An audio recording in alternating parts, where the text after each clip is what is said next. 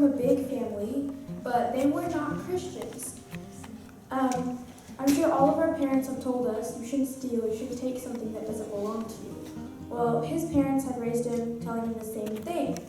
But since he was a very little kid, he liked stealing. And you know what he liked stealing? He liked stealing meat from other people's houses.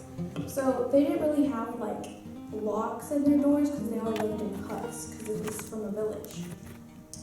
And so when all the people would go out to work and his siblings would be like working on their chores or their homework, and he would pretend to be studying or working. Then as soon as he was making sure no one was watching him, he would sneak out into a different house and steal meat from their pots.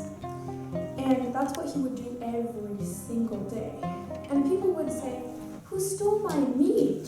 I had it here before I left." And other people would go, "Hey, that's funny. I lost my meat yesterday." They were all concerned about that because he kept stealing their food. And they decided, we have to come up to an end with this. We have to find out who's the thief. And they'd ask him sometimes, "Do you know who took it?" He'd go, "No, I don't know who would do such a thing." So they decided, we are going to put a frog in it. What we're gonna make sure that we don't have any meat in anyone's house except for one. And that one will have a frog in it. Those kind that are like poisonous and make people sick when they eat it, and we'll watch who gets sick, and then we'll find out. So they were like, "Good, this is a great idea." So they all ate the meat that was in their pots, and they only had one pot of meat that they didn't eat. And so Kool-Aid, as soon as he made sure no one was watching, he said, "I think I'll take some meat while no one's here." So he looked up the path, no one was there. He looked down the path, no one was there. So he sneaked into one house. The pot was empty. He sneaked into another house. I don't know how much time this took, but he looked at all the houses, and he finally came to one house that had meat. He's like, great, and he ate so fast he didn't even get to taste it. Then he sneaked out of the house, and he's like, "Oh, my stomach hurts so bad."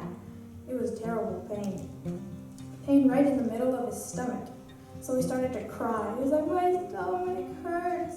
Maybe I'm going to die." And people were like, "No, you're not going to die." And he ran over to find some help. And they're like, "Help me, help me." And people were like, "So you're the thief?" "No, you're not going to die. It's just going to give you a stomachache. You'll be okay." Kool-Aid hung his head. He was sad. It was bad enough to have a bad stomachache, and it was even worse to have people call him a thief.